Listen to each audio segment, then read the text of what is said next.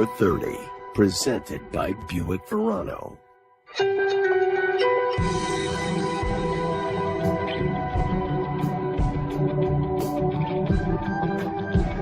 Wilson was the #1 basketball player in the nation in 1984 in Chicago. We had Harold Washington as the first black mayor in Chicago, and then you had Michael Jordan, a rookie, coming to the Bulls, which was exciting, and then Wilson. He was the one. They say Magic Johnson was a jump shot. We heard that from everybody who we interviewed in the film. And he had it all. It was almost as if he had like a special aura around him. It was just something special about him, and it transcended way past basketball.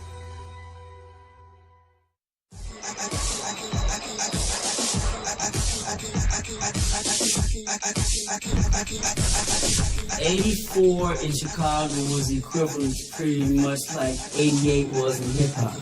It was the beginning of the golden era. Harold Washington, Michael Jordan. Chicago selects Michael Jordan. I'm looking forward to trying to live up to everyone else's expectations. Jesse Jackson. Number 25, Ben Wilson. Why does Ben Wilson fit in this squad? I don't know what the answer is. Ben Wilson is part of Chicago's Mount Rushmore when it comes to basketball. Wilson, made that look easy, didn't it? This is a basketball-dominated city.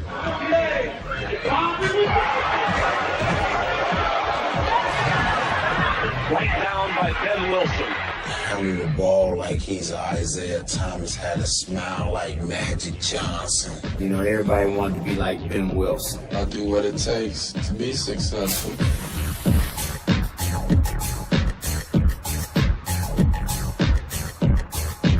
He was the #1 player in the country. Benji, #1 in the United States of America. Wilson flags down the lane. And is blocked by Ben Wilson. Ben Wilson, great pass down the road.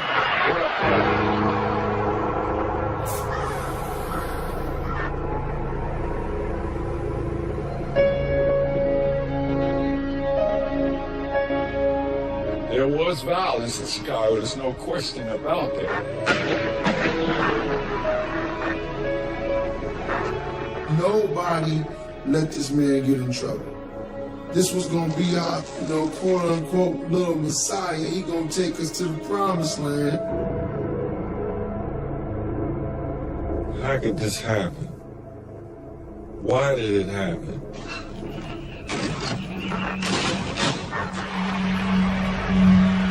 I asked the jury to strip away the celebrity.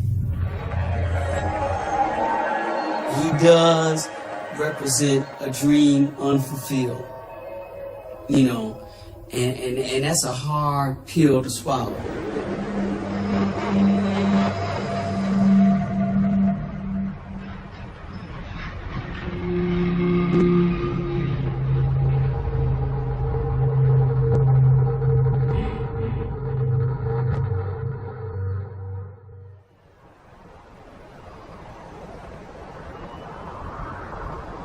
March days in Chicago can be cold.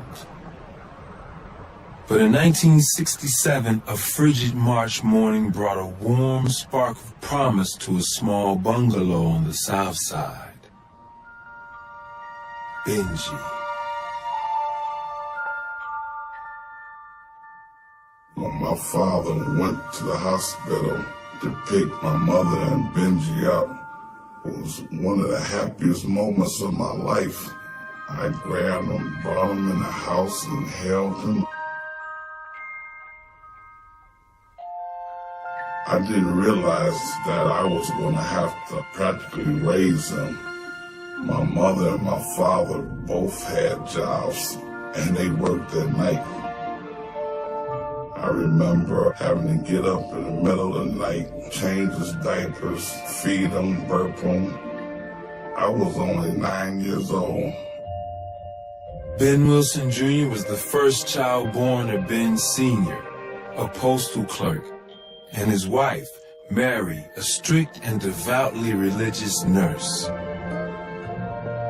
She taught me right from wrong. She said you don't have to be the smartest person in the world, but if you got good home training, if you know how to say thank you and no thank you and excuse me, those were powerful words. She was really trying to make her boys men. The Wilsons lived in a well-kept middle-class neighborhood on the south side, Chatham. An ideal place for Mary to raise her 5 boys, especially after she and Ben's father divorced in 1974. Chatham was one of the best neighborhoods in Chicago, black or white. I would say if anybody grew up in Chatham, your parents try to give you an opportunity to not be around too much chaos, you know. It's a pretty good neighborhood. You know, mostly 2-parent households. You know, not too much, you know, drama. We was raised in the area that we played basketball from sun up to sundown. A lot of times, me and Curtis couldn't go nowhere because Curtis had to watch Benji. We just had to sit on the porch to watch Benji play basketball in front of St. Dorothy's. And the garbage can. And the garbage can. Back then, St. Dorothy's didn't even have a basketball hoop outside.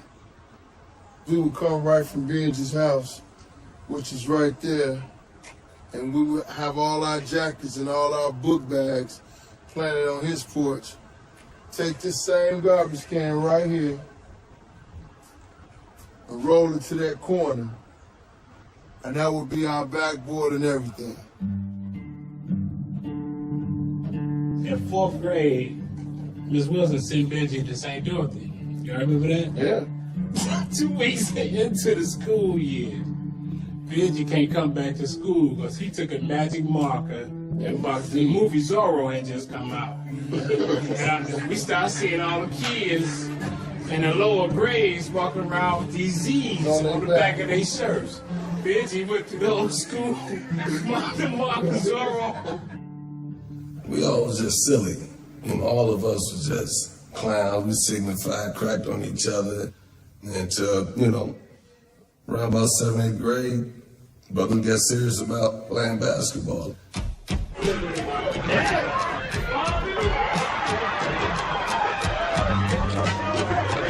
This is a basketball family in the city. It's a lot of tradition. It's a lot of, at that time, it was a lot of rivalries, neighborhood rivalries in basketball, and it was at its peak. For a while, Chicago had undoubtedly the best breeding ground for basketball. When you talk about Chicago, first thing come to mind is all the Chicago athletes that are from Chicago that played in the NBA. You always hear about guys like Tim Hardaway, heard about Mark McGuire, Terry Cummins, Isaiah Thomas, you got Maurice Cheeks, you got Doc Rivers. Anybody that was good, special, Benji watched. We would go place and watch play, and guy do something well, and Benji would say, man, you know what, let's go to the gym. Or we get a gym, I'm gonna work on that. This is what I'm gonna do. And we'd be relentless at it, just relentless. Wilson's relentless drive to improve led him to seek out Robert Hope Reed, the highly regarded coach who ran the Dynasty Club team in the notorious IDB Wells housing projects. Ben, his work ethic was unbelievable. He wanted to learn how to dribble. So whatever drill I could involve being in around ball handling, Ben was all for it.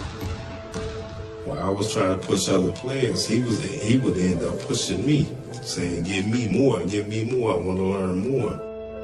Coach Hope, putting us all together and being on the team with Ben or playing against Ben. I always wanted to make people think I'm gonna shoot the ball. But then I do this incredible, crazy, magical pass, and Ben used to love the passes. Basketball, I feel like it just kept us out of trouble. By the late 1970s, trouble had become much easier to find with the rising influence of powerful street gangs like the Black Peastone Rangers, the Vice Lords, and the Gangster Disciples. As these groups, known as nations, splintered into local units, they spread through Chicago's neighborhoods and housing projects.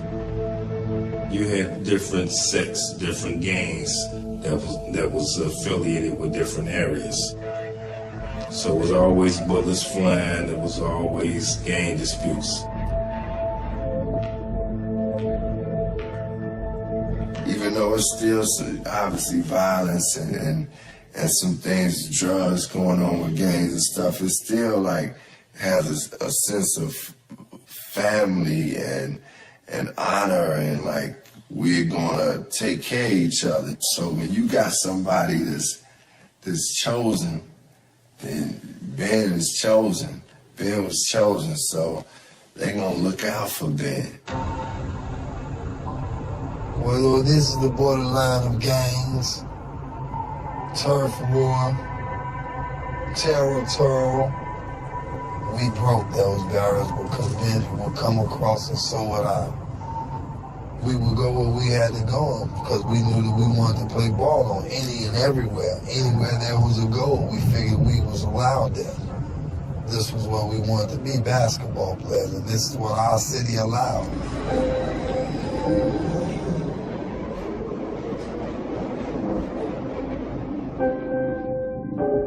Benji could have easily fell into the wrong crowd, and he was doing things sometimes that my mother didn't condone, and she would call me and say, Curtis, I think you need to talk to Benji. And he came down in the basement. I used to tell him, go down in the hole, and I would speak to him physically. Tough love at home helped keep him on the right path so Wilson could keep focused on his next goal. There was a time when we had to write something for a school newspaper in grammar school, and Benji wrote on his line, Ben Wilson, I want to go to Simeon, and I want to be a basketball player. Simeon Vocational High School. It was a selective public school known for strong athletics, rigorous academics, and, increasingly rare among Chicago's schools, a safe environment. Our kids have that winning attitude. We try to achieve success in everything we do. Simeon was a vocational school. You would learn a vocation. Well, he made basketball a vocation. He gave the rules and regulations to that thing that he loved. And that's the kind of dude that we're talking about. In the fall of 1981, Ben Wilson entered Simeon and joined the freshman-sophomore team. He was not one of these young 7th, 8th grade phenoms. He had no reputation when he showed up at Simeon. Ben was about 5'10", skinny, So I saw him as like a point guard because he handled the ball real good and all that. We had like 14 guys. Ben, I'd say, was number 12 in the list. By mid-season, Ben was getting some time coming off the bench. He was so a perfectionist. He thought every shot he shot was supposed to go in. If it didn't, he was mad. I remember my mother told us to stand back to back, and we were trying to figure out who was the tallest. And it was like we really couldn't tell. By the end of that summer, when I talked to Benji, I had to look up at him. Benji came back a 6'5" sophomore. Now you take that guy who's a good ball handler, shoot the ball good, but on that 6'5" body with the ball handler skills, the game started evolving. There was an article in the Sun-Times. They used to have your top juniors and your top sophomores and freshmen. They had all these names and they didn't have Benji's name in there. And I turned around, he had this look with tears in his eyes. And I was like, what's the matter? He said, man, they ain't got my name in the paper. I said, why they ain't got your name in the paper? I said, man, don't worry about that. He said, no, forget that. He grabbed the paper. He said, man, I'm gonna show them who gonna be number one. He grabbed the paper and ripped it. It's like, I'm gonna show them who gonna be number one. But as his sophomore year began, Wilson wasn't even on the varsity squad. To get there, he would need to impress a man notoriously hard to please.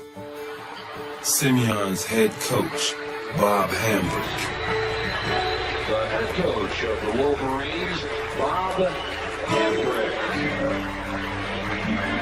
Hambrick was one of the best coaches I've ever seen in terms of high school. I used to always say to him, why don't you leave? Why don't you go and, you're obviously a college coach.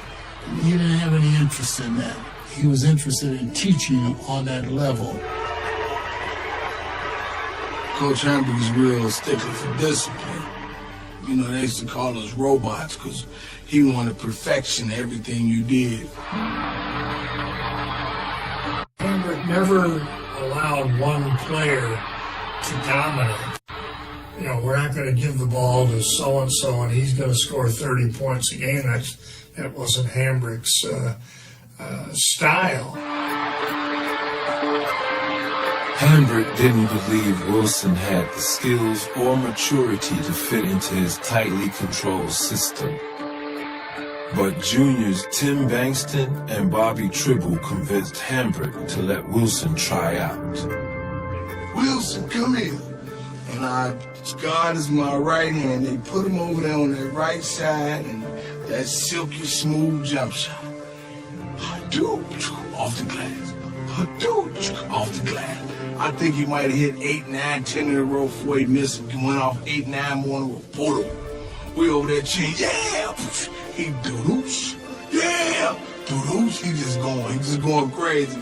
Because he nervous because he want to prove that he can do this.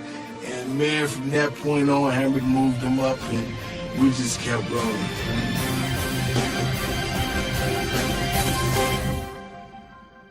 He started Benji.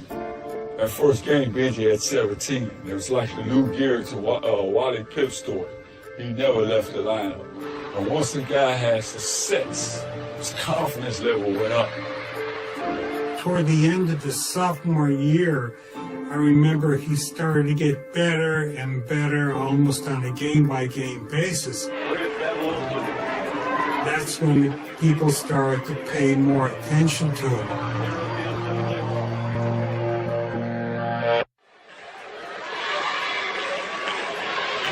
By the beginning of his junior season, Ben Wilson was turning into Simeon's main attraction.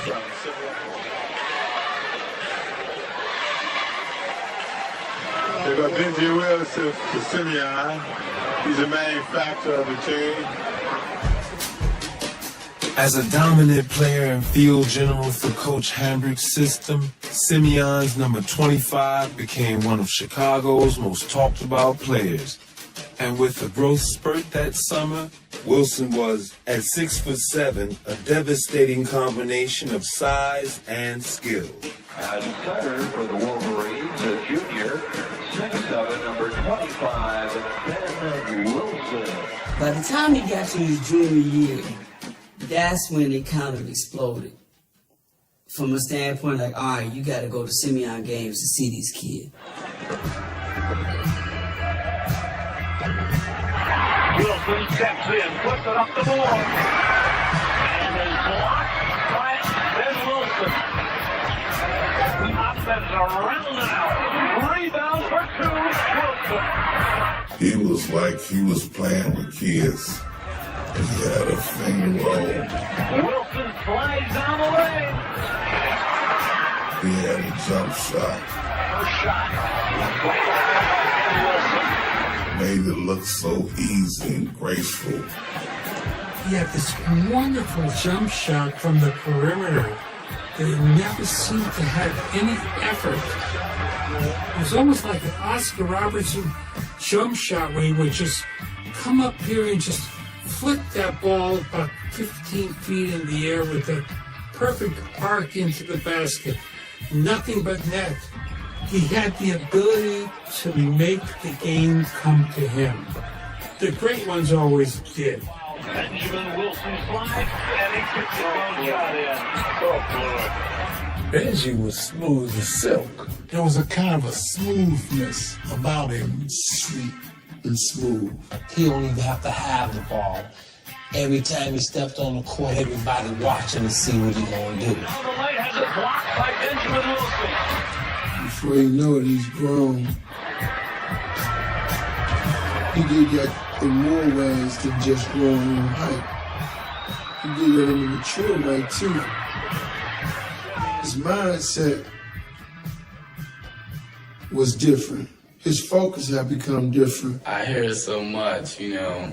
You hear it on TV, the radio, you know, coaches always telling you, teachers, parents, friends that, you know, care and have been through it, go to school and keep your grades up. That's about it.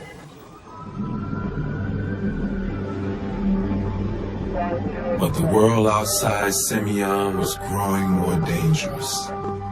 As the drug trade grew, gangs got bolder, deadlier, and less organized. They started to close in on safe neighborhoods like Chatham. So around 81, 82, our neighborhood was totally invaded by the gangster disciples. I guess because we were in a nice, clean, nice neighborhood, they just figured they can just come and just push us around. One of my partners got shot, lived 3 houses down from me.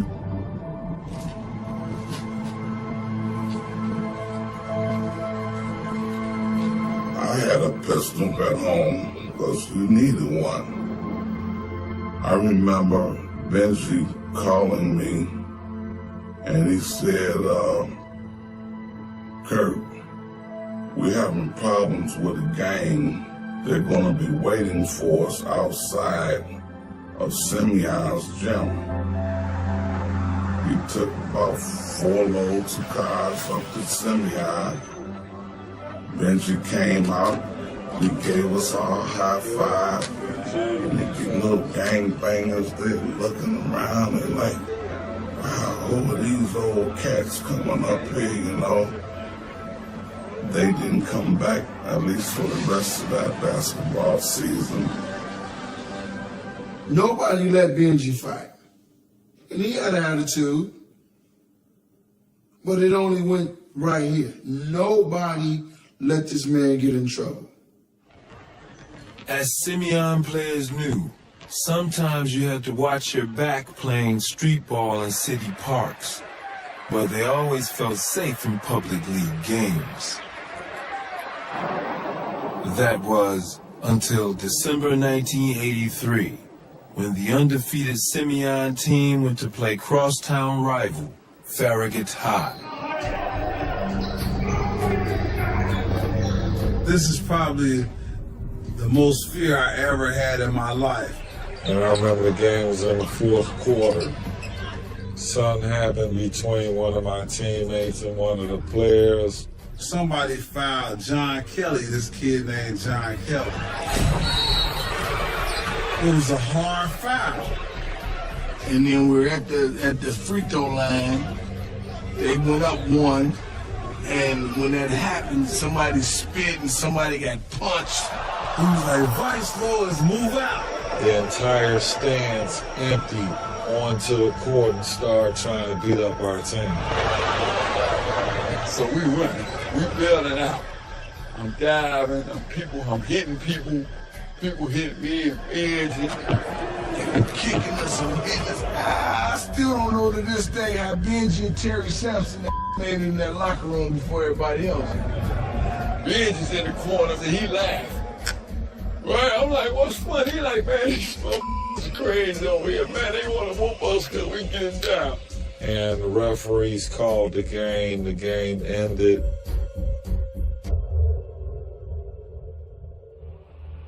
It was funny to him. You know, I couldn't get it, but that was his personality. You know, go through the trouble, we're gonna laugh it off.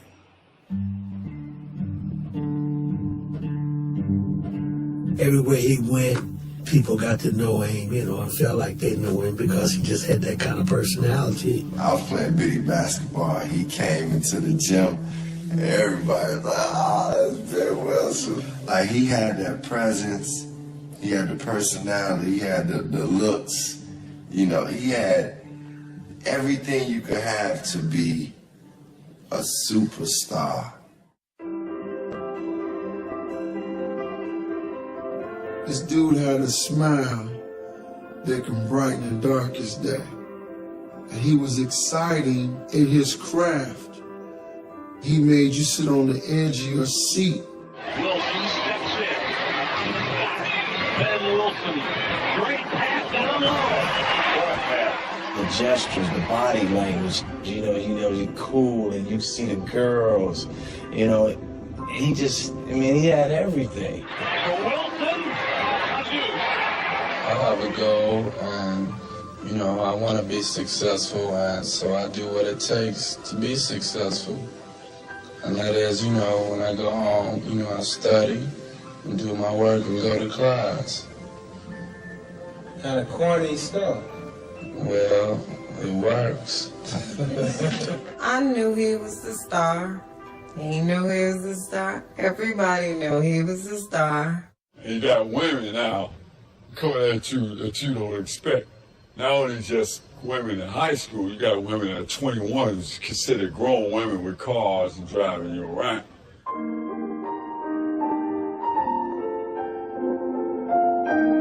My brother loved many women, loved women, but I remember the arguments over the phone and the crying. My brother crying over this woman. He loved Chatan Rush. During his junior season, Wilson began dating Chatan Rush, a beautiful and popular classmate. He loved Chatan. The problem with that whole situation with Chatan was that he was too young out of everybody's eyes, especially the family members, for him to be that seriously involved. Because once he made a name for himself, everybody was concerned about him throwing his life away. And Wilson was certainly making a name for himself.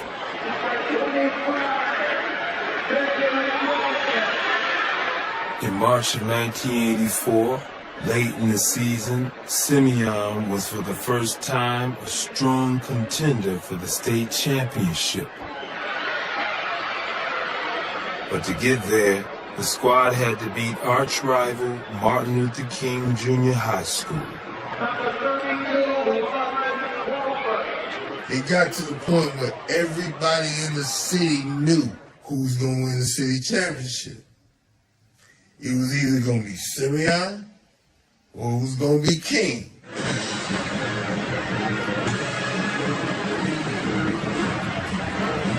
Everybody went to the King Simeon game. If you had tickets today, you could make some money. You go outside. I got two.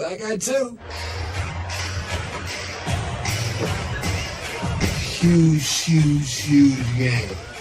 This is a money game. You know what I'm saying? It was just a great atmosphere when you talk about just and it was an exciting game. People getting dunked on, people blocking shots, people talking trash, diving. It's those type moments that you'll never forget. Ben was doing this thing right there. There he is right there.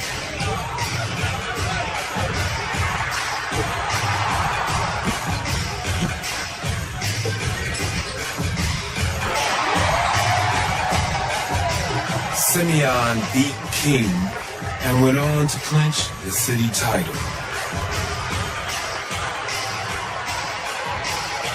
We knew at that point that he was good, but I just took Benji for granted.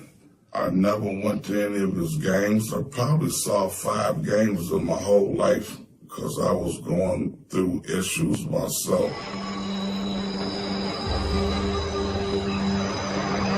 I was hanging out with bad crowds, doing drugs. We were freebasing. Early to mid 80s, it hit Chicago real hard. I mean, everybody was going to get their little, and they was cooking it up and smoking their cocaine up. If I couldn't come see Benji play a basketball game, then that was some bad stuff. But even Curtis didn't miss his brother's next games. The state championship tournament in Champaign-Urbana. The Chicago Simeon Wolverines, their only loss was 50-49 to Farragut in a game that never ended. We got downstate. We were the underdogs down there. Simeon had never been down. Chicago Simeon, the Chicago Public League champion. Perception of Chicago Public League basketball from people in the suburbs and especially downstate was a 5-ring circus. Run, no discipline. Number 25, Benji Wilson. They wanted to show that, hey, wait a minute, we do play a disciplined game. With Wilson leading Simeon's tightly structured unit, Wilson steps in. Wilson steps in. What's happening? It goes over to Wilson for an easy one. they coasted through the first game. Here the clock melts down. Simeon's the winner. But in the semifinals, the Wolverines would have to contend with the West Aurora squad, led by future NBA first-round pick Kenny Battle. Number 33, Kenny Battle. Kenny Battle used to talk a lot of stuff, man, about how good he was. He was like, man, I'm going to dunk on your boy.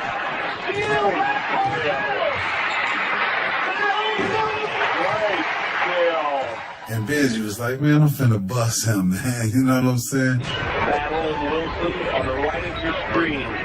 Benji just had this swag, man. Couldn't nobody outdo him. Inside it goes. Left-hander for Wilson for two. Ain't that much easy, did it?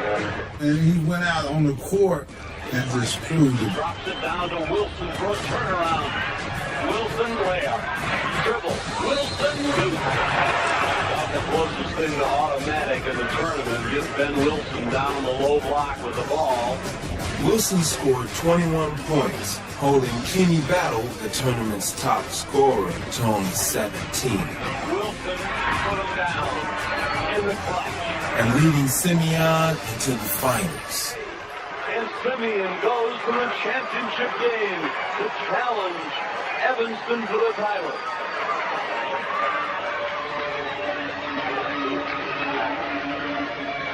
And then we go to play Evanston. Evanston was supposed to be like the favorite. And here at Bob Hambrick, head coach at Chicago Simeon. Bob, we talked throughout the tournament. What's the key against this Evanston club? I don't know. I haven't seen them, play that much. All I can think is if he's going to do the things that we do best. Evanston had Everett Stevens, and they were undefeated. We had a record. We had a winning streak going with us, so that brought up the hype. An undefeated team against a team that has suffered only one loss, two great talents, a balanced team, another team that features the super talents of Everett Stevens. Benji came to Tim Bankston and says, "You are better than Everett Stevens. You are the best guard in this state." Well, we're all set now to begin the festivities for the championship game. I just remember in that particular game, it was a dogfight. It was a dogfight right from the beginning. Benjamin Wilson comes out, slides in and scores. Stevens steps in, finger roll!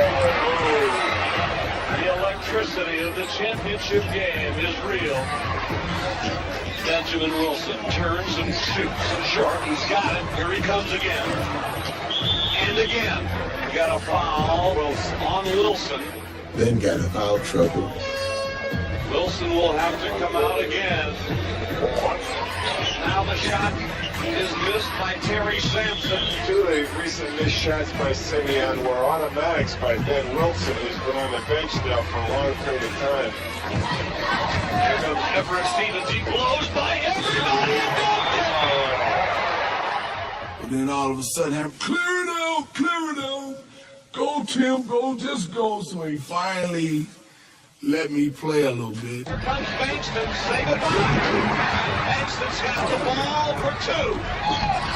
Inside it goes. A little give and go, and Bankston gets it in again. We only have 4 points, I think, 2 blocks. He scored a crucial bucket with a couple of minutes left. Ben Wilson steps in. His first basket in a long time. But the spirit of his leadership gave Tim that energy to make it happen. And Simeon is the champion. Only a year after making the varsity team, Wilson had led Simeon to a state championship. Congratulations, Simeon and Ben Wilson. And there you have it, the champions of Illinois, the Chicago Simeon Wolverines. And his star was about to ascend higher than anyone could have imagined.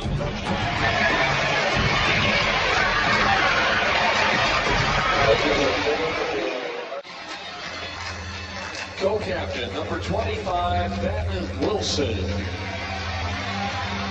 After the state championship, he came to me. He asked me to bend over. He put this medal around my neck. He didn't give it to my mother. He didn't give it to my father. He gave it to me. Then Wilson returned from the state championship and joined the ranks of Chicago's household names. Washington Mayor, Oprah Winfrey, Walter Payton, Michael Jordan, Ben Wilson, like a high school kid in that galaxy, well on his way to become a member of that elite group of successful people. For Simeon's champions, 1984 was a golden summer. They were the pride of the city and celebrities at every party. You wear your high school jacket, you walk, that's Simeon basketball, and you walk in there, and the girls are looking, and you like, hey, what's up? You got your pick. And the soundtrack of this dream summer was house music, the electronic pulsating style that launched countless parties. People were living house. House was like a culture.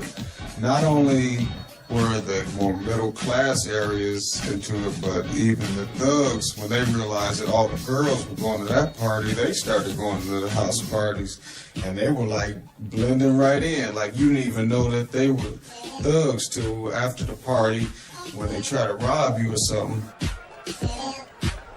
We had a technique where we pull the bass out and then we wait for the exciting part and we go, bam!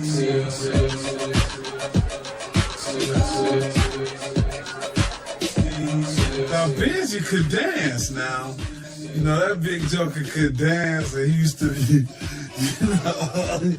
I used to see him all the time at these parties, and he was just like a normal guy. It was a special time for guys like me, guys like Ben, and guys like that love basketball and love music too.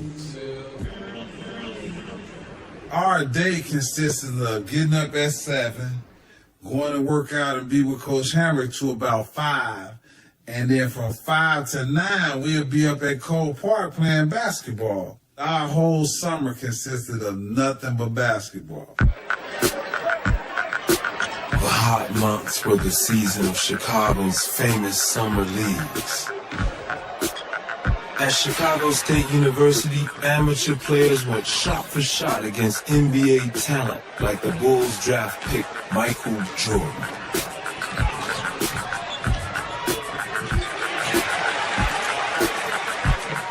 In the parks, youth leagues brought out hundreds of spectators.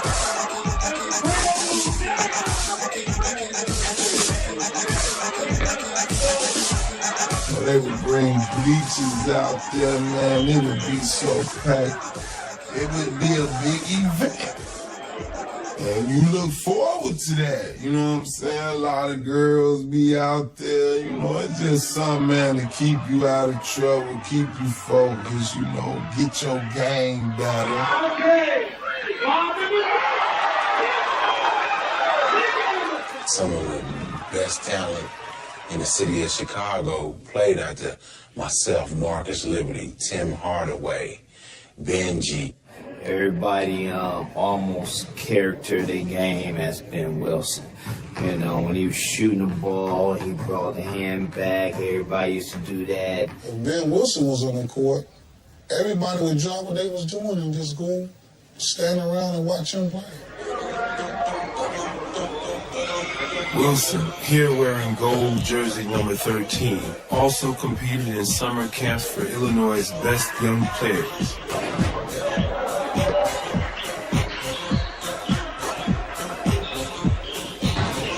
His dominance at these showcases earned him an invitation to a top-tier national event, the Athletes for Better Education Camp. I remember Ben telling me before he leave, he said, man, listen here, man, when I go out here, I'm going to come back the baddest cat in the country. Even his friend, his teammate, I said, man, that's kind of far-fetched. He said, T, when I come back, man, ain't nobody going to be able to touch me. The camp was organized by the man who signed Bulls rookie Michael Jordan to his groundbreaking Nike contract, Sonny Vaccaro. We brought the best of the best to play against the best. It's the shootout at the OK Corral. I'm good, you're good, he said he's better, come play me. Ben Wilson was on the stage with all the people who were supposed to be bettering him at that time. They weren't. And he went to the camp and just showed out. It was always the book, Benji. I gotta go see Benji. Ben Wilson was my Kevin Garnett, my Tracy McGrady, my Kobe Bryant, my LeBron James. He opened my eyes and the world of basketball's eyes to being the phenom, the true phenom that had no exposure. I remember getting a call from Bob Gibbons, one of the great recruiting analysts in the country. He calls me up from the Nike camp and says, hey, this kid's the best player in the country. I'm going to rank him number 1 coming out of this camp.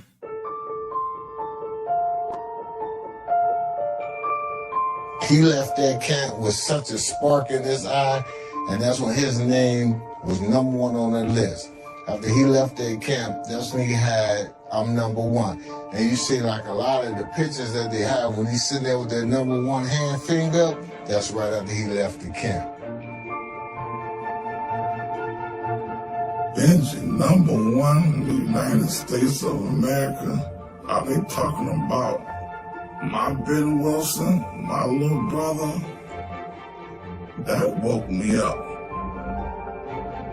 He was just so happy. I remember him telling my mom that I'm gonna buy you a house. This was gonna be our, quote unquote, little Messiah. He gonna take us to the promised land. so that we can make a difference and we can be what we want to be. There's no question that everybody wanted Benji Wilson. He was the best high school player I ever saw. He could do everything that the pro players do. He could handle the ball. Benji Wilson, look how far out on the court he can play for 6'7". He could shoot it. First shot, right down by Ben Wilson. He is very unselfish, a great rebounder. Rebound for two. We knew that we had to work hard because he had so many other outstanding offers. Coaches are at his house 24/7. You know, one guy's going out the back door, another guy's coming to the front door. As my mom said, Grand Central Station was our home on 77th and Eberhard. I come in my mom's living room, there's Coach Joey Meyer, of course Lou Henson, and of course Bobby Knight. Came to the hood to recruit Benji. Came to Chattown, 79th Street. Basically, I'm wide open, and of course the school that are close to me are recruiting me pretty hard, such as DePaul and Illinois, and they're right up there. As Wilson was being heavily recruited his senior season, he was doing some recruiting of his own. He persuaded his close friend, Nick Anderson, a high-scoring guard from Prosser High School, to join him at Simeon. I wanted to play with Benji. Me and Benji was so close. That was my man. And boy, did it create a fuss around the city of Chicago. You know, high school coaches, where he shouldn't be allowed to transfer. You putting two dominant players on the same team is not fair. No Chicago team had ever won 2 consecutive state championships. And this was the team that really had a chance to do it. But just 2 months before the first game of the season, Ben was forced to admit that his relationship with girlfriend Jatan Rush was more serious than his family knew. My mom's going to work that day. My mom like, I don't want to hit the hospital for what? What? What did you say to me? What? He called me like the next day. And he told me that he had a boy. He was excited. He was excited as you could be. When he found out that he was going to have a baby, he was going to be a father, that even inspired him more, because he needed to make sure that he wasn't going to be that absent father from the relationship. Benji loved Jatan probably more than most people I know at that age. We're talking about 17 or more. We're playing ball, we're partying, we're having fun. You know, they might see her 9 hours later. There's some frustration when you got a month-old baby. I saw the pressures starting to, he handled it well, but you can see that it was starting to weigh on him. You know, but Benji had such a good personality that he would rarely show it. Basically, I don't even know what the word pressure is. People like to talk about it a lot, and until then, that's when the pressure comes. I don't really think about it until other people talk about it. Jatan avoided him, from what I understand. Avoided him and didn't talk. Benji was feeling a little bit rejected by her and wanted to talk to her in school. So he grabbed her. Our shop teacher was Mr. Young, and Benji was so engrossed in arguing with Jatan. Mr. Young walked down the house and said, Ben, don't grab your girlfriend. You grab your girlfriend. And he went to grab Ben from behind. Benji turned around and hit Mr. Young. And when he hit Mr. Young, he said, oh, Mr. Young, I'm so sorry, I'm sorry. Mr. Young was like, Wilson, you hit me, man, you hit me. I mean, that was one of the regrettable things. Again, the kid wasn't perfect. That got my mom really upset. You know, his number one player in the country, he didn't get a teacher. He was suspended, for about 4 or 5 days then. Wilson returned to the team in time to begin the drive for a second state title, starting with the season opener on November 21st.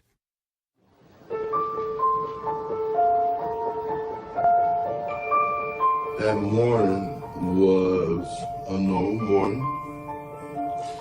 Benji kisses Mom, kisses Jeff, kisses me, and we go on. We go on to drop us off at school, and he goes to school.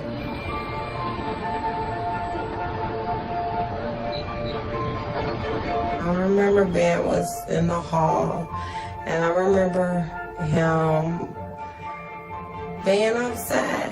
Benji had encountered Jatan, and there was some discrepancy about him coming over to see the child and the state of their relationship. So they were into a little argument. We were all supposed to be going to lunch. Benji was like, y'all go ahead, I'm coming. I'm coming in school. He on his way out the door. I'm like, where you going? Well, he like, I'm finna walk my girl to the bus stop.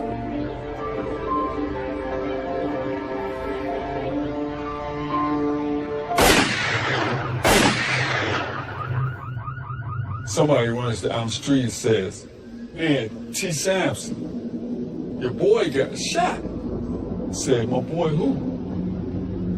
He said, Ben Wilson. And when I got out of there, man, I seen my boy, he was laying on the fence, and he was just like gasping for air. And it's kind of, as you got your breath knocked out, he's trying to nod like, yeah, I'm good. I moved his hand, I looked, he has a hole approximately about this big, really small, his waist, and one out here by his groin area. And we just like was standing out there, waiting for the ambulance, waiting for the ambulance. Ambulance still not here. So Hammer rolled, he ran around, got his little 280Z, and by the time he pulled around, the ambulance finally came. The ambulance delivered Wilson to St. Bernard Hospital on 64th Street.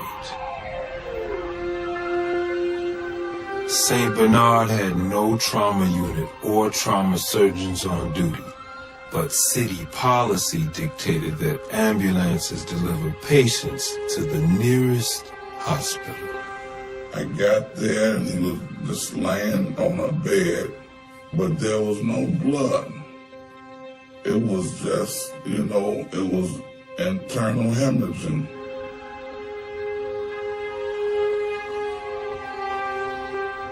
As I sit there, I could see his feet turning whiter and whiter, and I knew he wasn't getting any blood to his feet. I kept talking to him, talking about, hang on, Ben.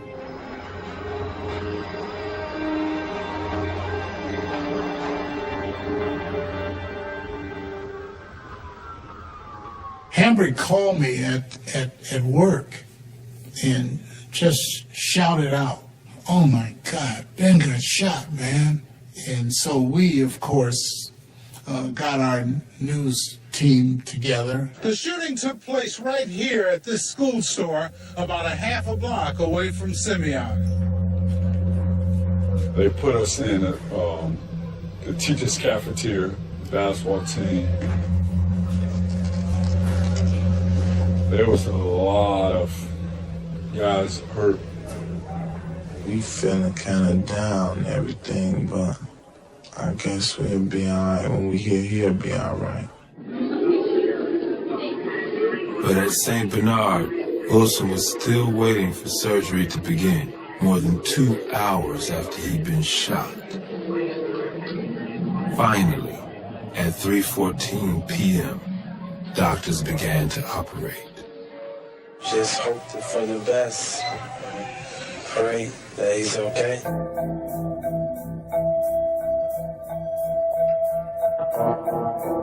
Seven 7:30, it went from he'll be ready for state tournament time, so he probably won't play the next year.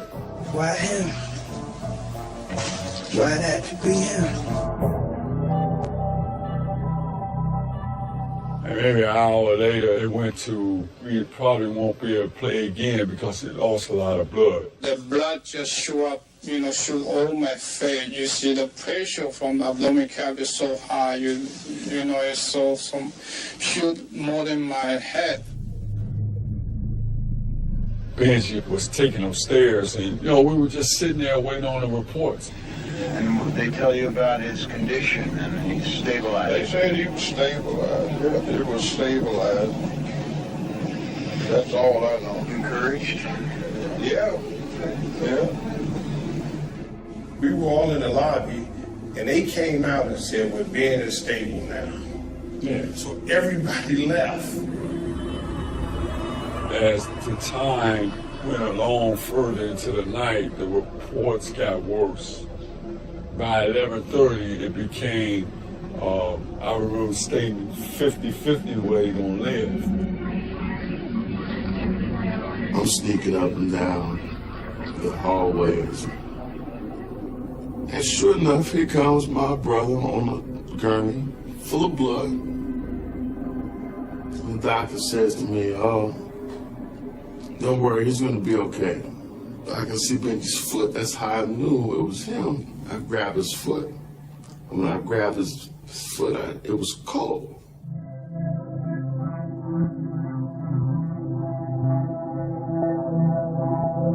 My mother was an RN. She'd been in the emergency room. She knew what was going on. I said, Miss Wilson gonna make it, gonna pull through his Benji. Determination, his drive. She said, son, I'm a nurse. I deal with these cases all day, 50 times a year. My son is getting no oxygen to his brain, feet is cold. I know he's not gonna make it.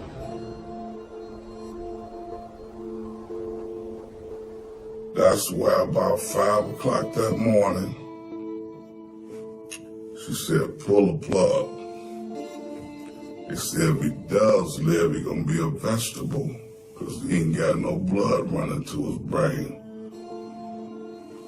A brave and hard thing to do, but she did it.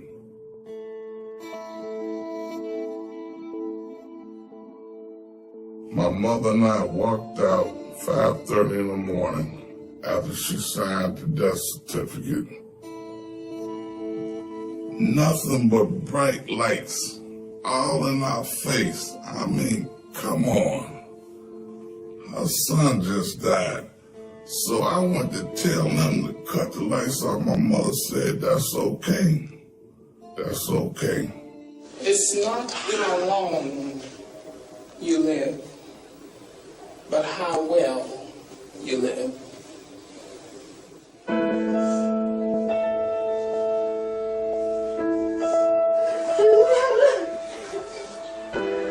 I got a phone call. It's my high school teammate, Dion Butler. And he said Benji died.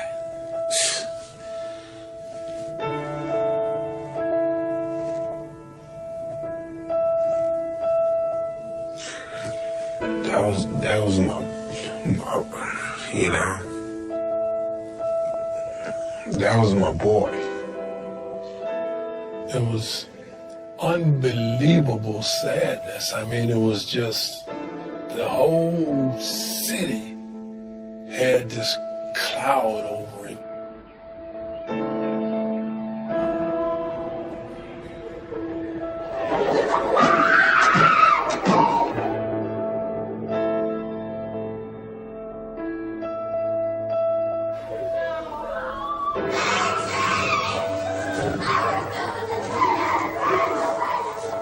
This is the worst possible thing that could happen.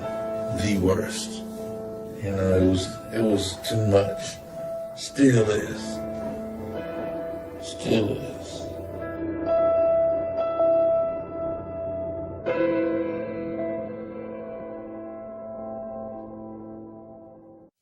Ben Ben Wilson was no ordinary 17-year-old. He was a star basketball player at his Chicago high school, and there were stars in his future as well. Today, as the result of a tragic and senseless act of violence, he is dead. On November 21st, 1984, Chicago woke to heartbreak. Ben Wilson was dead. I had so much love and respect for Ben. To be cut down by two punks was just too much to take. During the night, Chicago police had arrested two suspects. They were 16-year-old Billy Moore and 15-year-old Omar Dixon. According to the police account, the two teenagers had collided with Wilson on the sidewalk.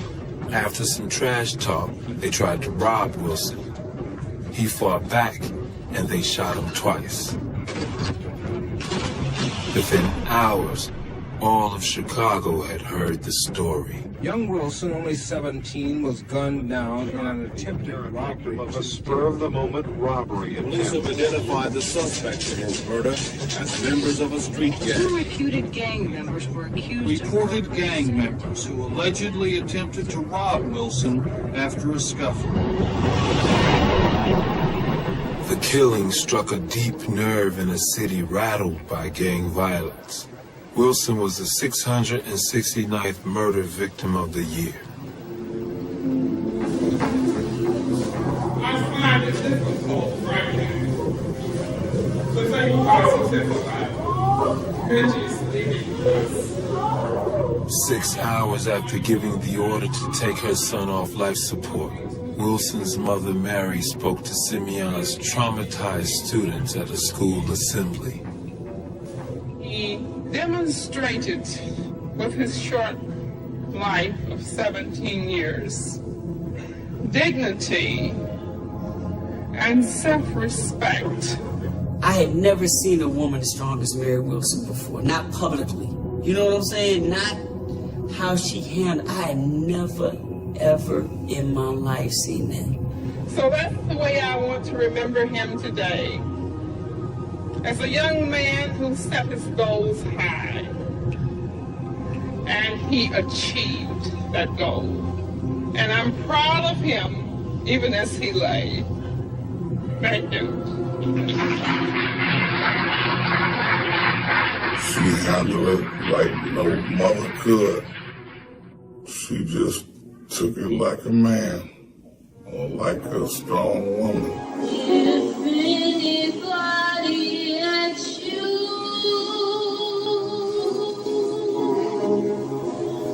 where I am. This young girl was singing this church hymn at the end, and you can see this wave of emotion, just like a wave at a football or a baseball game, just take over and just go around and around this entire assemblage of students.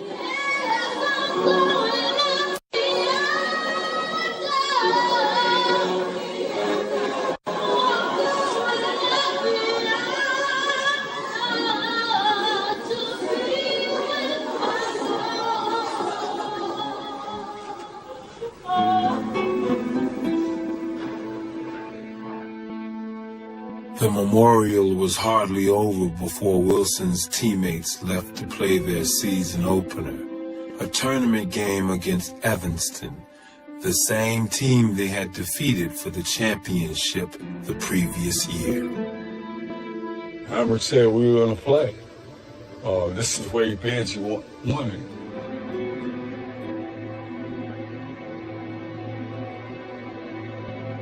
We had our heads bowed, and it was a moment of silence, and I kind of leaned over, and I looked down, see my high school coach, Coach Hambrick. It's the first time I seen him, a tear roll down his eyes.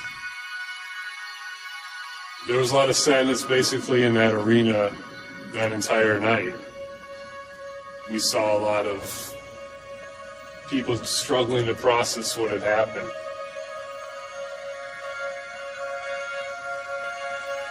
But there was something bigger going on there.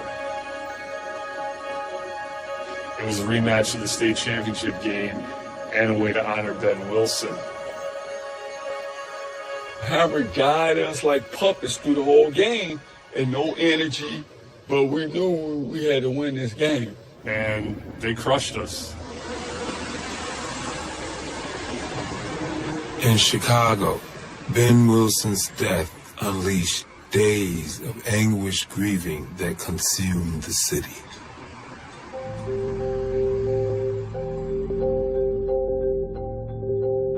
When we got home, the news media was so vicious.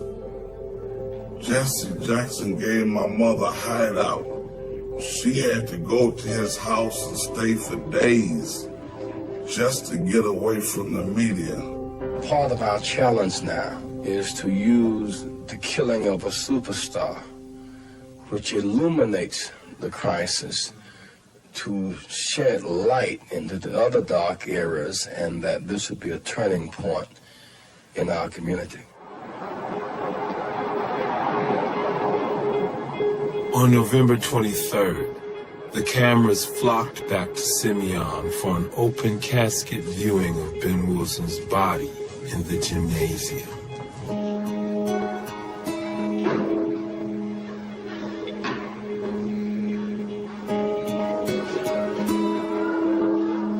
We was in a line. It was just unbelievable. It was a long line. Just waiting to see his body.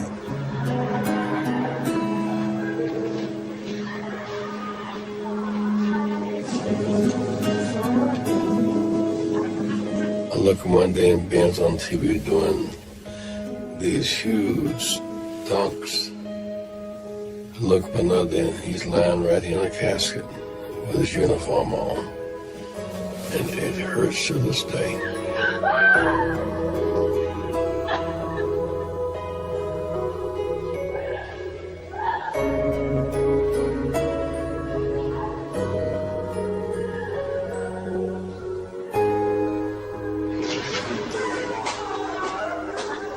The next day was the funeral.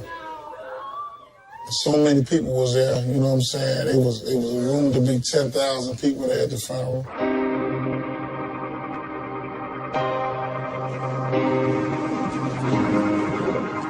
The funeral was held at the headquarters of Reverend Jackson's social justice group, Operation Push.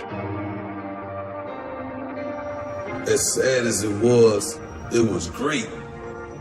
You know what I'm saying? It was like, damn, look at all these people that know my mans.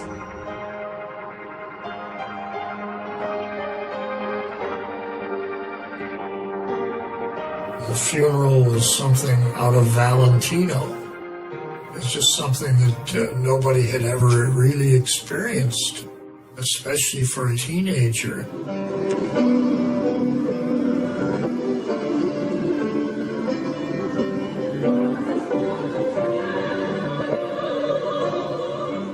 So many people at Operation Push. It was like going to a ball game. You know, you didn't even have time to get sentimental or, think about him because it was a circus. We pray as we sit here looking down on Ben. It will be the living testimony for Ben Wilson. A better potential basketball player. Preservation of life is the memorial that we must build as a tribute to Benji. There is nothing we can do which will make our sorrow disappear. I didn't go to the funeral. I wouldn't go because it was a show. We must get the guns off the streets. Ben Wilson touched the heart of so many people in this city, but the show and the circus that went around it, I didn't like it. Thank you, Ben. Thank you for your excellence, for your character, for coming this way. God bless you.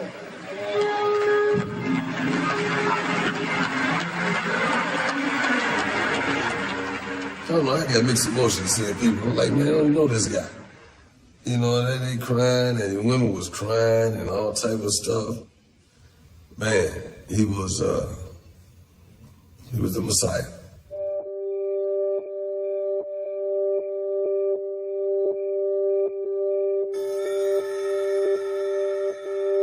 When we go to the cemetery, Oakwood Cemetery closes at 4:30. They kept it open later because the crowds that were already in the cemetery. We're talking about blocks of people. It was crazy, man. Thousands of people there just didn't want that casket to go down. Lord is the strength of my life. We had to literally find our way to the gravesite to get there to sit down. Then the reality of him coming in, going into the ground, sets in that my brother's not coming back. My mother makes a big, terrible mistake. She says to the undertaker, I want to see my son one last time. And everybody goes ballistic. I mean, tears, gloves, flowers flying everywhere. Yea, though we walk through the valleys and the shadows of death, we'll fear no evil, for thou art with us. This is our prayer. Commit man's body to the ground and his soul to thee. Amen. I remember the bluish, silverish casket. Me standing right over the casket, singing, you know. How do I say goodbye to what we had? The good times that made us laugh. I weighed the bed I thought we gave to see forever, but forever has gone away. It's so hard to say goodbye to yesterday.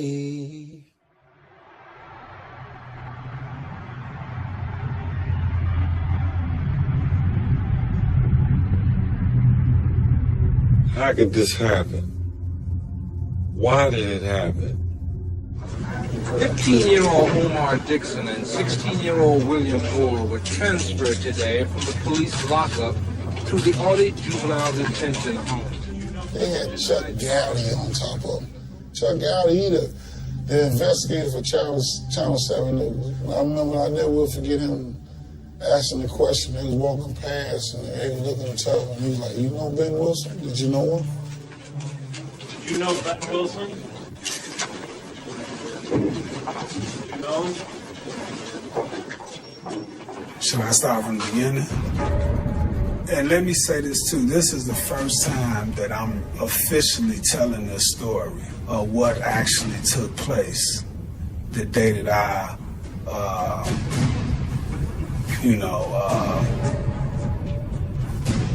committed the crime that I committed that sent me to the penitentiary. 30 for 30, presented by Buick Verano.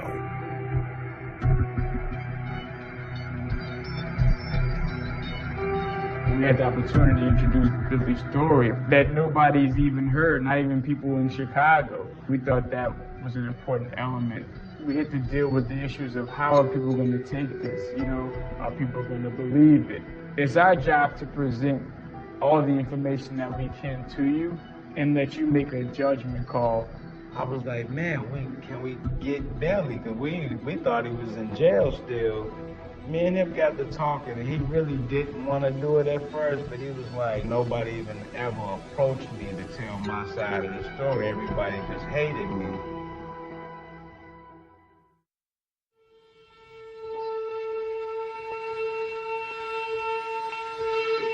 I never will forget the first day that I was taken to court from the police station, it was a bailiff, a little old lady.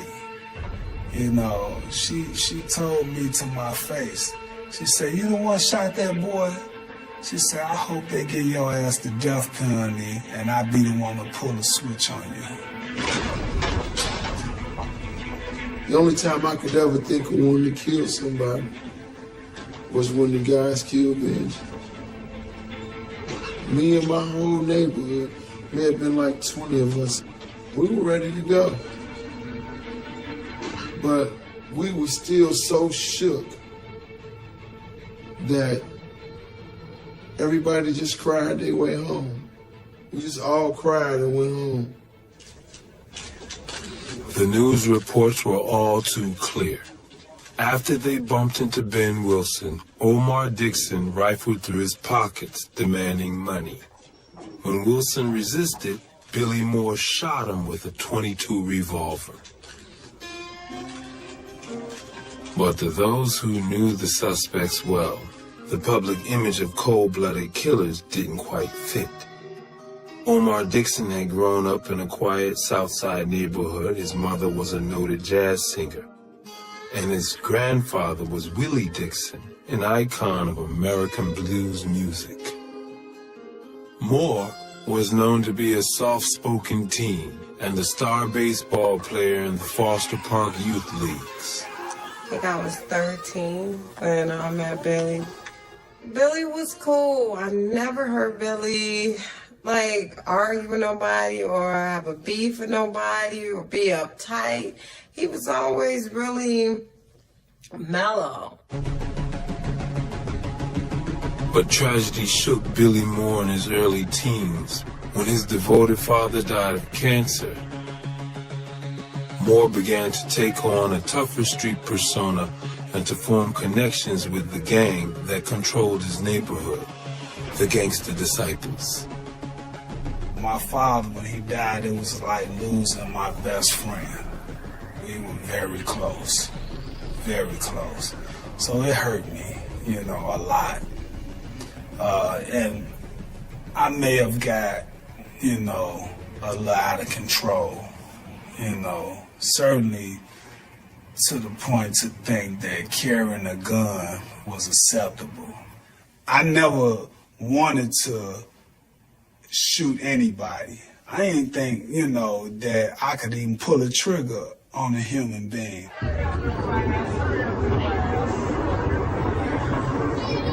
On November 20th, 1984, just 14 months after his father died, Moore cut class at Calumet High School and slipped a .22 caliber handgun into his belt.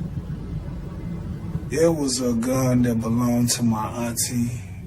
You know how you be snooping and you ran across the gun under the mattress. So if I knew I needed to just get to a gun, I knew where I could go get it. I don't even think she probably forgot that she even had the gun. On this day, Moore told himself the gun would right a wrong. His cousin, a Simeon student, had told him a classmate had stolen $10 from her. I met up with a buddy of mine named Omar Dixon. We decided that we was gonna go up to Simeon to look for the guy who took the money from my cousin. But the matter of the stolen $10 had been settled peacefully by the time Moore and his friend reached Simeon. That left them just hanging out by the campus with nothing to do. I had seen a friend who I had grew up with who lived around my cousin's house named Erica. I was with one of my friends and I saw Billy and a couple other guys. And I told Erica, I'm like, man, what you doing? We up here, we gonna chill. Let's go smoke us some weed. We walked around Simeon to the front, going down to the store. And I remember Benji and his girlfriend was walking behind us. And he was, I think, arguing with his girlfriend, if I'm not mistaken.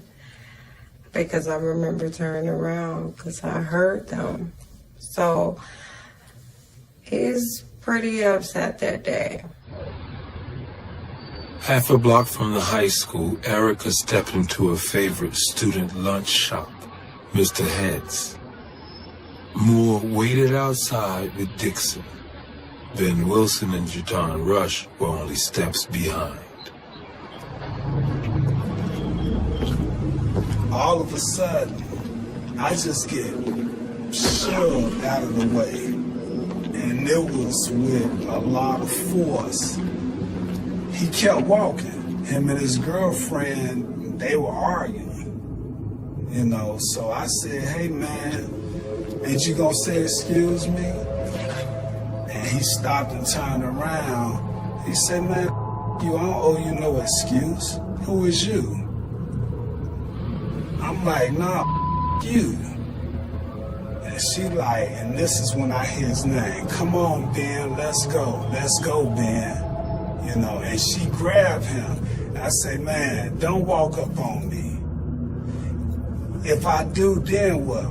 You know, if I walk up, now what? You know, and he like, you know, he just straight punking me now. So I stepped back and unzipped my jacket.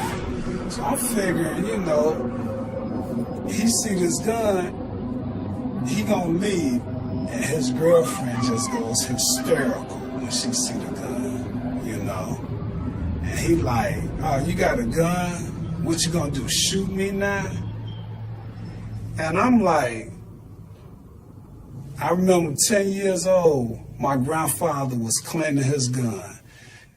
What he told me at that time was something that rang out in my mind at this very moment. He said, man, let me explain something to you. Don't you ever pull a gun on somebody and don't use it. These are something that you don't play with. So he like, what you gonna do, shoot me, mother? I take 2 steps backwards and he lunges towards me. I pulls the gun out and shot him twice. I heard what I thought was rocks hitting the window. When I ran out, I called to Billy, and he just took off, and Ben was standing there, like kind of wobbling, like he didn't know what to do. So we thought if we don't sit him down, he's gonna fall. And I can hear him breathing hard and hard and harder. And he finally sat down, and then he just dropped his head. I turned to look, and everybody was coming from the school.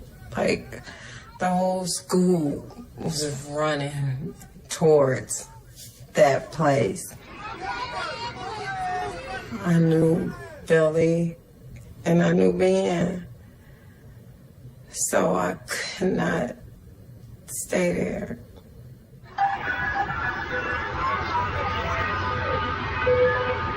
When I came home, Billy was at my house.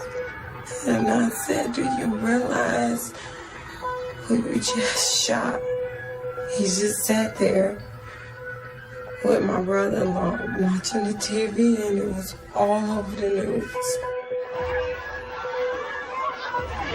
Apparently it was a chance bump into and an argument ensued with some local youth, and one of them produced a gun and shot him twice. Now I'm scared because I'm like, damn, what did I do? I'm a nervous wreck. You know, I'm praying just as hard for him as probably his mother was to make it.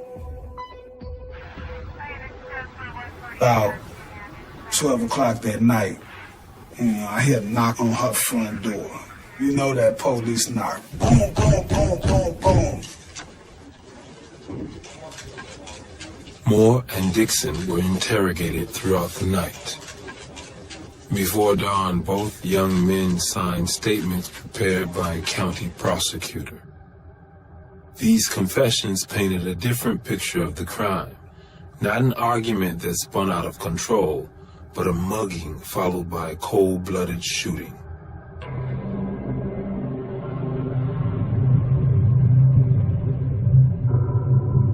They took me to 111 police station, and actually a TV was positioned right in front of the jail cell. And of course they had been reporting on this all day, all night.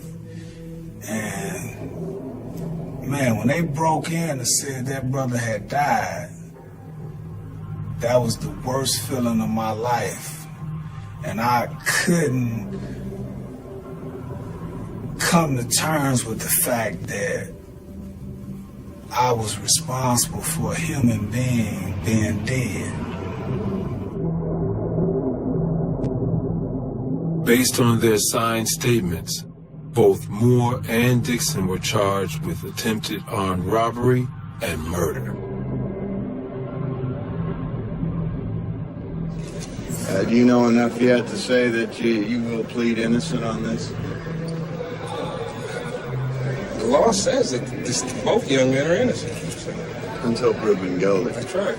Given the celebrity status of Benji Wilson, it was almost, if not impossible, for Billy to get 12 people who are sitting in that box who have clean slate kind of mentality and give them a fair trial. We will not tolerate young people committing adult crimes and being treated as if they're babies. They must be treated as adults. God, they were young. They're awful young. But like everything else, you got to do your job, you know? I mean, I can't, you know, you got to do your job. At the trial, the star prosecution witness was Wilson's girlfriend, Jatan Rush. Rush repeated the state's theory of theft and murder. She said that Omar tried to rob Ben and that she heard Omar give the order, "Let's shoot this punk." Omar Dixon took the stand and recanted his confession. He insisted there was no robbery attempt and said he'd only signed the statement in a haze of fear and exhaustion the night of his arrest. Omar Dixon, this brother had nothing to do with this. He was standing in the grass, you know, and I told the police that. Billy Moore did not testify, but his lawyer, Isaiah Gant, told the jury Moore's version of the shooting. That he had fired his gun out of fear when the 6'8" basketball star lunged at him. Grandpa was right. You take a gun out, you're going to have to use it. I learned that on Taylor Street many, many years ago. That's why you don't want to take a gun out. And no human being deserves to have an ending like that. None.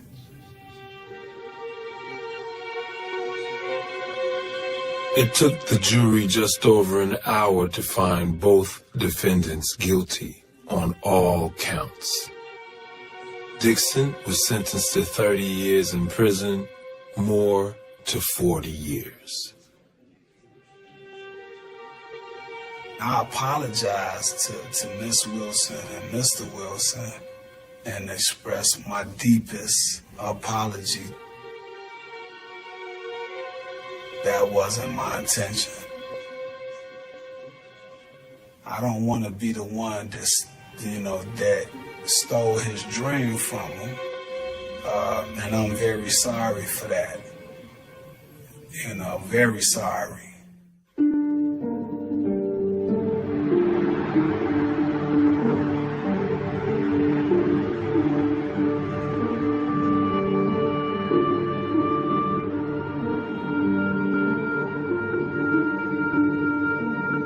I just wish that he could have just, you know, looked the other way, but I told him he had to be a man. He knew I was a man. He wanted to be a lot like me. And I wish he hadn't tried to be like me that day.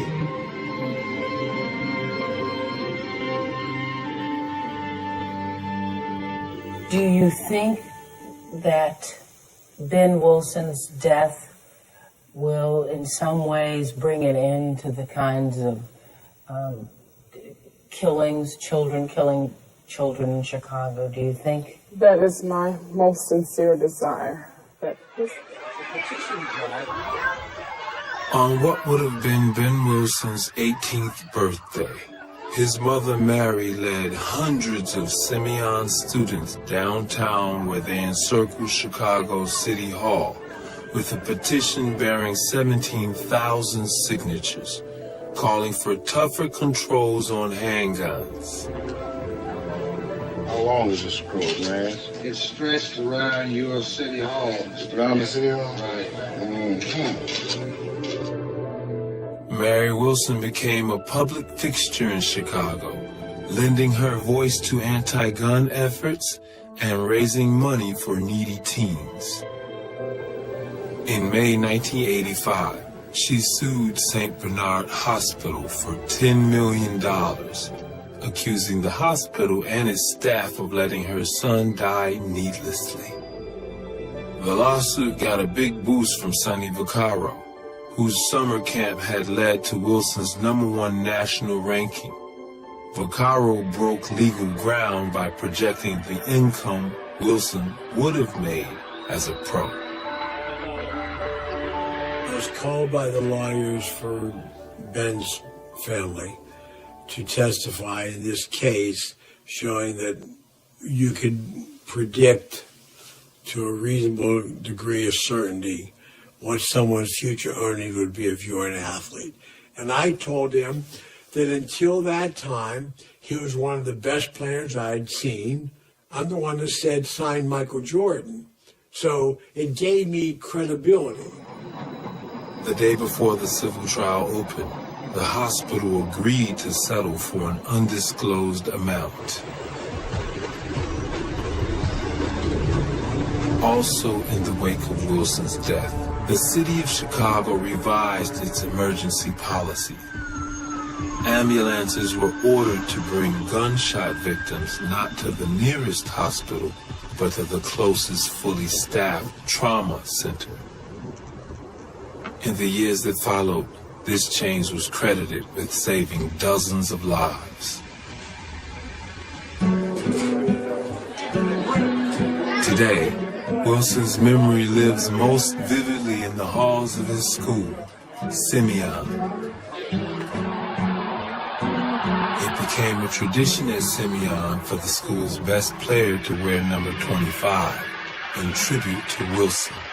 Here's Rose! In 2006, wearing number 25, a budding superstar named Derrick Rose led the Simeon Wolverines to their first state championship since Wilson's triumph in 1984. And now Derrick Rose with a heroic play. Another thing that helps keep Ben alive in our memories is the way Simeon basketball has produced great players. I'm in the locker room last year with Derrick Rose, and Derrick's like, yo, man, you got to go see this kid. You see them playing? And here comes Jabari Parker in transition. The kid Rose was referring to was Simeon sensation Jabari Parker, who in 2011 was named the #1 high school hooper in America. He's led Simeon to 3 consecutive state championships. I really didn't hear the story about Ben Wilson until I was like a freshman in high school. And when I found out, it just touched me. So as then, I just wanted to be like him. It was one of my ideas to implement the number 25 on the new team shoe that we was gonna get. And on the tongue it says Ben 25, so you really know it. So it can remind me that he passed away, but he still lives on.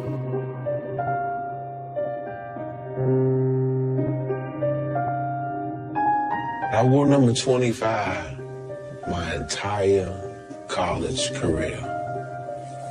I wore it my entire professional career. That's solely because of Benji, you know, the person that he was, what he meant to me as a friend. When I go to Michigan, there was two numbers I could consider. I said, you know what? 25 would be special. Let me give a, shout out to my man Benji. I'm worth 25. In the nearly 3 decades since Wilson's death, he's become a folk hero, a mythical figure fixed in Chicago's collective memory.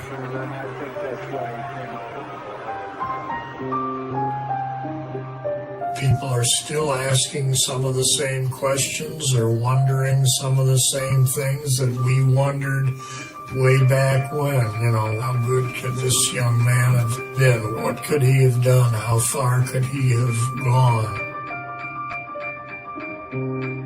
Part of it was mythology, but what the mythology can't erase is he was the best.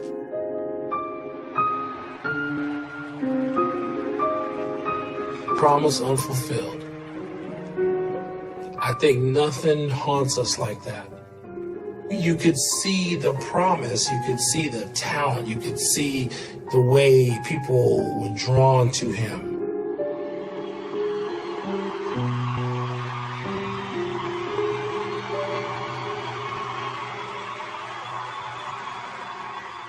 Had things went differently, and had that cat flourished and maximized his potential, a lot of us would have had some experiences that we ain't got right now. Right. I mean, he would have took us on some of that ride. I know that. Because he used to tell us that, man. He used to tell us that.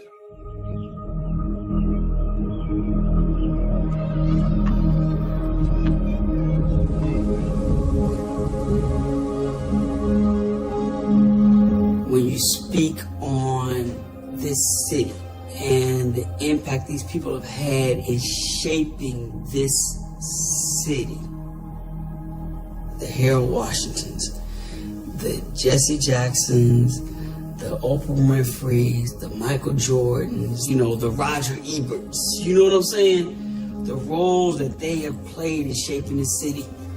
Ben Wilson is in that conversation. He is on that list.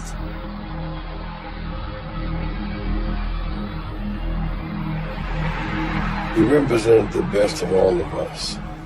It was his ability, his mannerism, his sense of family.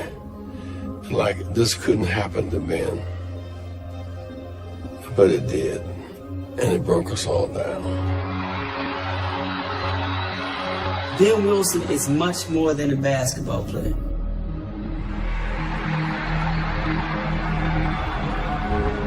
There's always going to be that had he lived. And that had he lived is the prefix to the suffix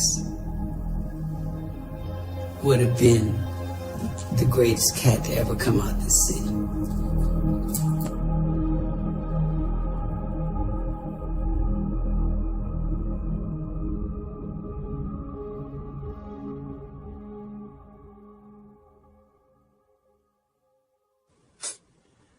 Maybe one day I walk outside, there ain't no ghetto.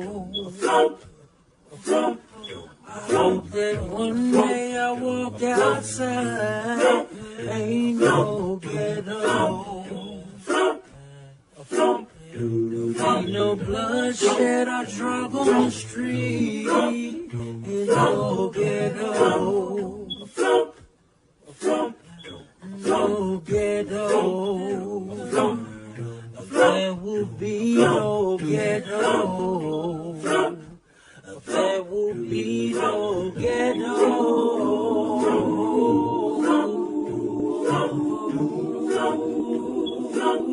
Oh, no more ghetto.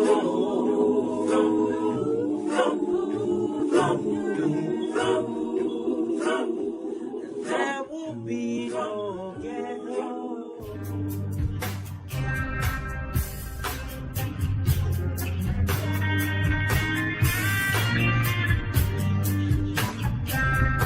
My mother's last wish is, she said, keep the name Benjamin alive. When my wife was pregnant, she thought about all kind of names, her and her sisters and her mother thinking about names. No. This baby's name is going to be Benjamin. If it had been a girl, I was going to name it Benji. But luckily, he was a boy. This is Benji, my son, named after Ben Wilson. So now, it's like opera or pretty music to my ears. It's like silver bells echo through my house.